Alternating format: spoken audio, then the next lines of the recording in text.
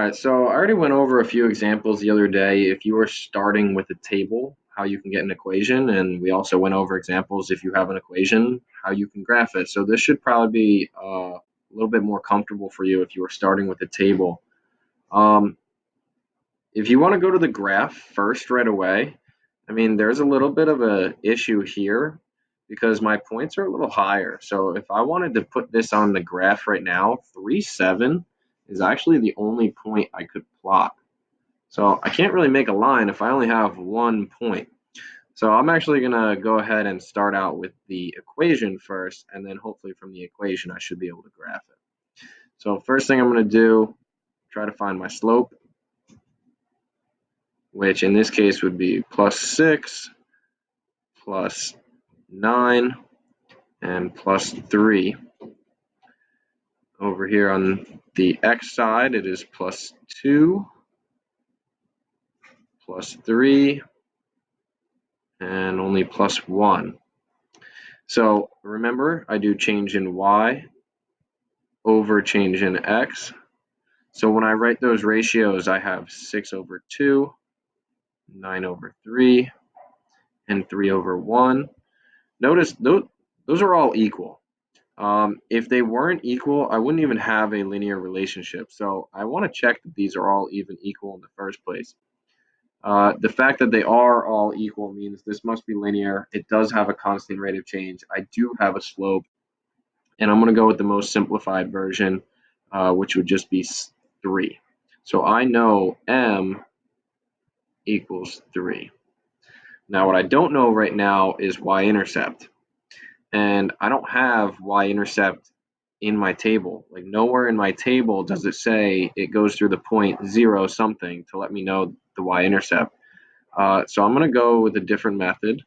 I'm going to go with slope-intercept form for this one. And I know slope. I can plug in 3 for slope.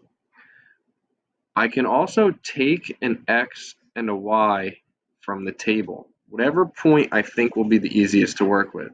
So I'm going to take 3, 7. I'm going to plug 3 in for x and 7 in for y. And then remember, I'm plugging 3 in for m also. I don't know b. So this equation right now is able to plug in for x, y, and m. The only thing I don't know is b. When I go ahead and do this, I get 7 equals 9 plus b. So I'm saying 9 plus something is going to give me 7. I need to figure out b, so I'm going to subtract 9 on both sides.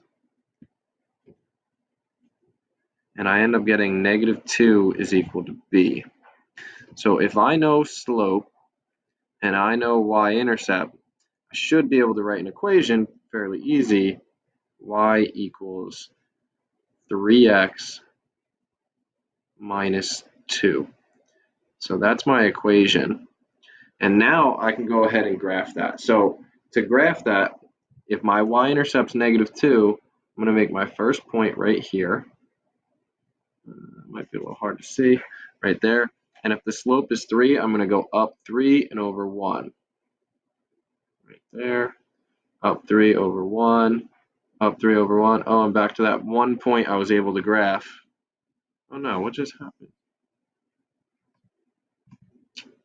Really? Where did my graph go?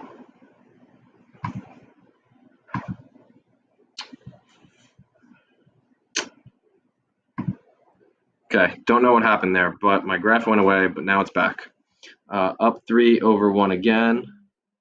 And I have all these points. I really only need 2 points in order to graph a line, but I have all these points on here, and I should be able to connect them with a straight line. A little off, but looks something like that. You could also, when I give you guys this, you can go to Desmos, and you could just type this in here, y equals 3x minus 2, and it will graph it for you. And you can screenshot this and put it in the worksheet. So that might be an easier way.